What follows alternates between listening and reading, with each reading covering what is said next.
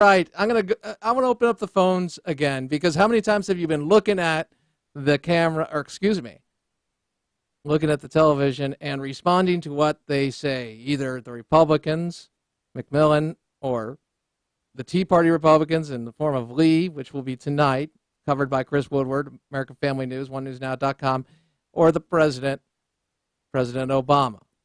1-888-589-8840. 1-888-589-8840. What would you like to hear tonight from any or all of those folks? And you could also have some fun with it, as we did last hour, regarding the phrase that you will hear the most of. Now, I was actually going to do another part to that game, the physical challenge, and it was every time you hear this particular word, you hug or kiss your wife, husbands. That could be something you do too. I mean, that's the beauty of the game. You could do that. Crane Durham's Nothing But Truth, and we are opening up the phones. I've got to do that. And as Hannah takes your phone calls at 1-888-589-8840, I will put you on. And we go to Virginia in Oklahoma. In just a moment, we will get to you and then the rest of you who are on. What would I like to hear? I would like to hear talk about freedom and where our rights come from. I think that's important, and the recognition of that. Now we go to Virginia. Virginia, thanks for your patience. Welcome. Virginia. Oh, hello, Crane.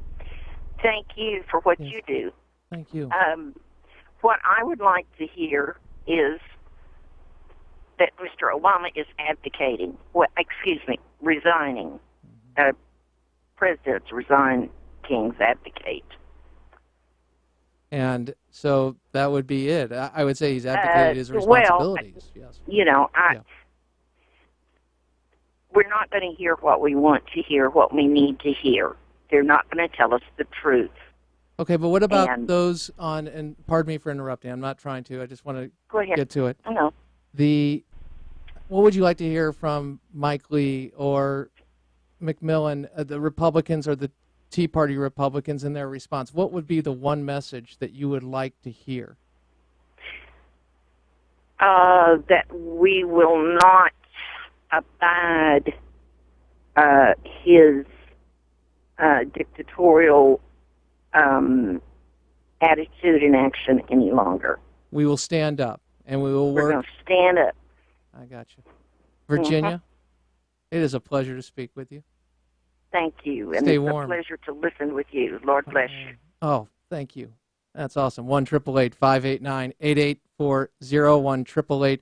1-888-589-8840. And Bruce in the great state of Texas. Hello, Bruce.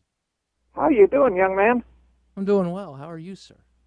I'm doing fine, and I'd like to ask President Obama a question that nobody else seems to be asking. Certainly they wouldn't ask him.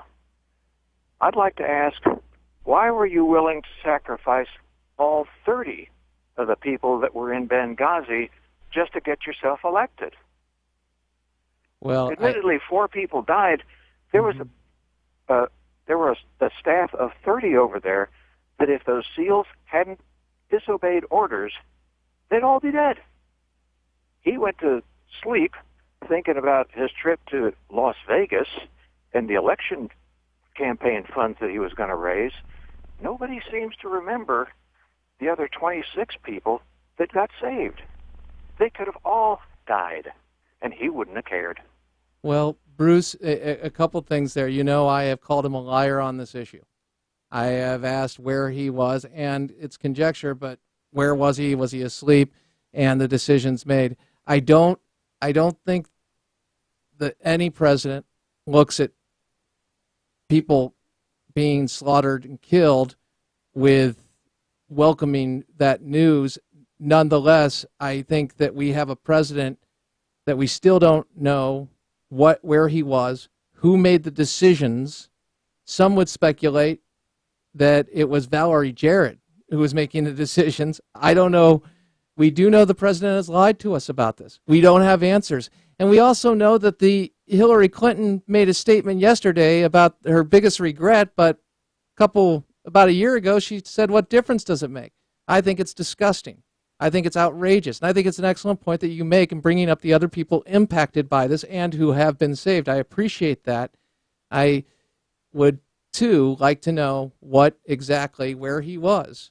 And referring to these things as bumps in the road. I'd also like to ask why 60 Minutes is still broadcast. I'd like to know why they are still considered a news organization after what they did. And I'm not talking about what Laura Logan did. I'm speaking to the original of withholding information from the American people after the October 16th debate that directly contradicted what the president said during that debate, exposing it for the lie that it was. That's disgusting. And we have many instances of the media getting more pronounced in that behavior. I'll post them on the Facebook. Thank you very much for your phone call. Larry, great to be with you. Thanks for your patience. Welcome, Oklahoma. Tell me, what do you want to hear tonight? Oh, Craig, I would like to hear the truth. And I want to just mention Dr.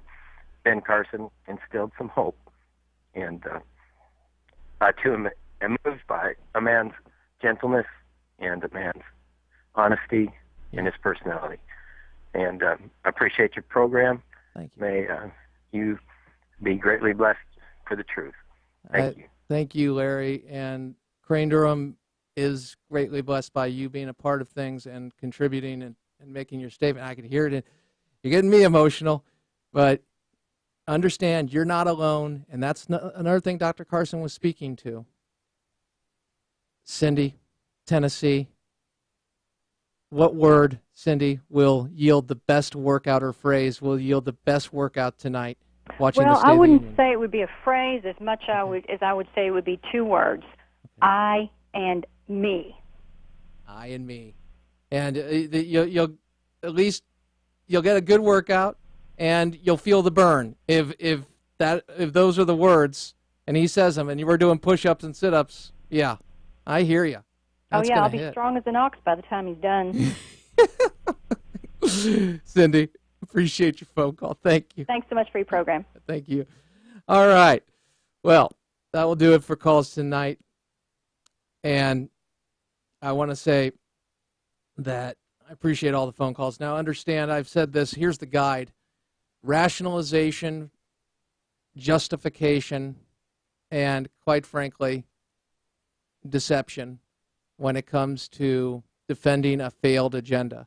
He's going to rationalize, he's going to try to justify, because we've seen a president that through policies and behavior, he's addicted to big government, and he's an addict and he needs help.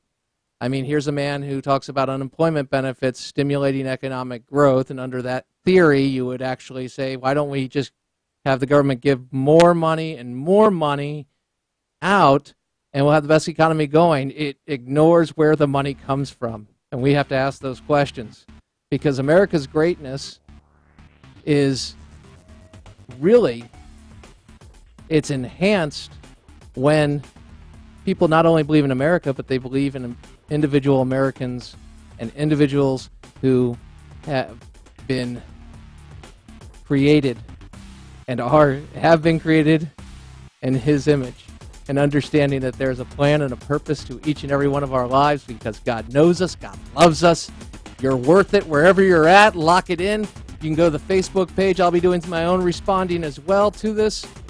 A lot more ahead of the State of the Union. Stay tuned for coverage on American Family News with Chris Woodward, onenewsnow.com. Live with honor in your life, compassion in your heart, and always keep the faith in Jesus Christ. Thanks so much for being with us. Like the Facebook page, Nothing But Truth, AF or Talk.